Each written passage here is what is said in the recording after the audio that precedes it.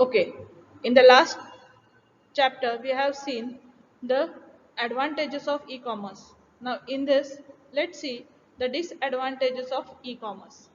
Now, what are the disadvantages of e-commerce? The first one is setup cost.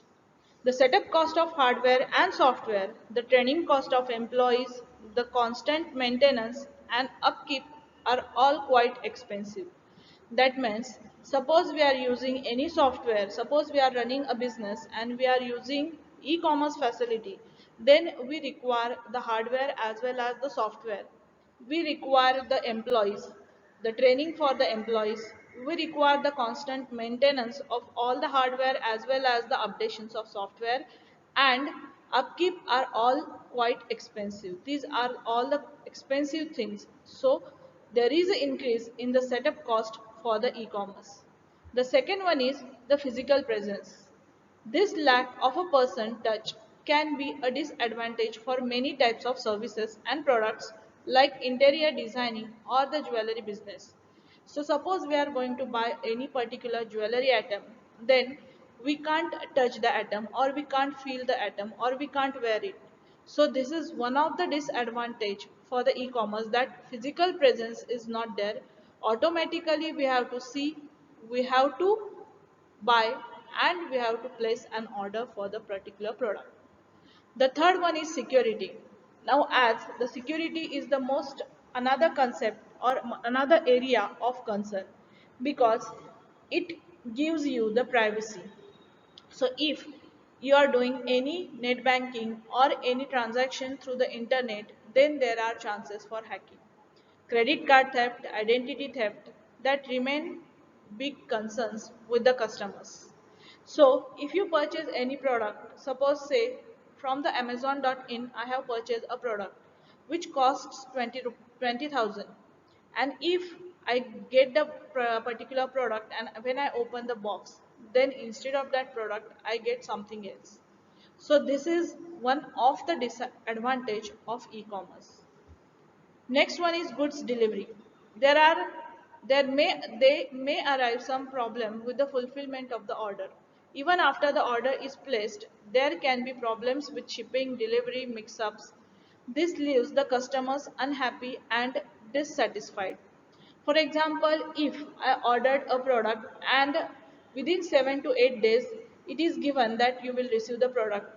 If the time exceeds and I got the product after 15 days, then it is really a dissatisfaction for that customer. So setup cost, physical presence, security and goods delivery, these are certain disadvantages of e-commerce. Now let's move to the next, a very interesting concept which is known as e-commerce business models. Now e-commerce or electronic commerce, as I told, that it is online buying and selling of goods, which is a subset of e-business, that is purchasing, selling and exchanging of goods and services over the computer network, through which the transactions or terms of sales are performed electronically. Contrary to popular belief, e-commerce is not just on the web. In fact, e-commerce was alive and well in business to business transactions before the web back in 70s via EDI, that is electronic data interchange, through the VANs, that is value added networks. That means in old days also the e-commerce was done with the help of EDI. Now let's see, e-commerce can be broken into four main categories, that is business to customer, customer to business and customer to customer. Customer is also known as a consumer. So the first model is business to business, which is also known as B2B. Second one is B2C, that is business to consumer. Third one is consumer to business, that is C2B. And fourth one is consumer to consumer, that is C2C. Now next concept is e-commerce business model, in that we are going to see the first is B2C, that is business to consumer. Now in business to consumer model, business sells its products directly to a customer. A customer can view the product shown on the website. The customer can choose a product and order the same. The website will send a notification to the business organization via email and the organization will dispatch the product or goods to the customer. Now, the best example of this is Amazon or Flipkart. Suppose I want to shop any type of product for my home. Suppose a home appliance I want to purchase. So I will go to the Amazon. I will search for the particular product which is a cheaper one and having best quality. So there a best seller, this option is given.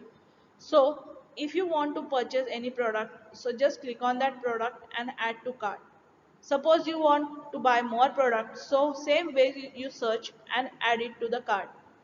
At the last, you have to see the cart is full and you can proceed for payment through the net banking, through the Paytm, through the credit card or debit card. You can do the payment, and it will give you a time slot within which time you will get the product. So you will receive the product and the business is done. So this model is known as business to consumer. The next one is business to business. Now in business to business model, the business sells its product to an intermediate buyer who then sell the product to the final customer. An example, a wholesaler places an order from a company's website and after receiving the consignment sells the product to the final customer who comes to buy the product at one of its retail outlets. For example, Tata Communications, which is a network provider to us. Suppose we want to buy Wi-Fi, then directly we have to place the order and the same process is repeated. So here the business is done within the business to business. So it is called as B2B model. The third one is consumer to consumer, which is known as the C2C. In C2C model, it is very interesting. Consumer helps consumer to sell their assets or products like residential property, cars, motorcycles, mobiles, or rent a room, anything a consumer or customer can sell by publishing their information on the website. Website may or may not charge the consumer for its services. For example, OLX, Quicker, online auction. So in this, you customer places an order and customer purchases that particular product.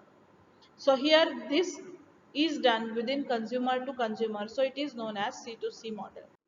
And the last one is consumer to business. In this model, consumers have products or services of value that can be consumed by the business. Now, for example, the comparison of interest rates of personal loan or car loan provided by various banks via websites.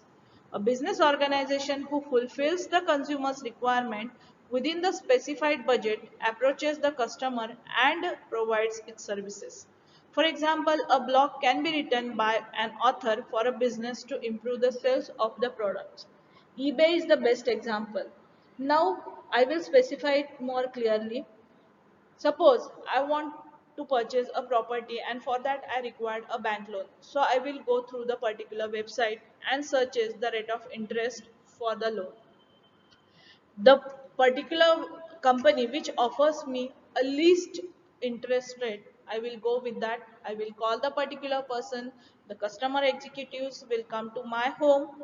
They will get all the documents and the further process is done for the loan. So this is the this business is done between the consumer to business, and that's why it is called as consumer to business.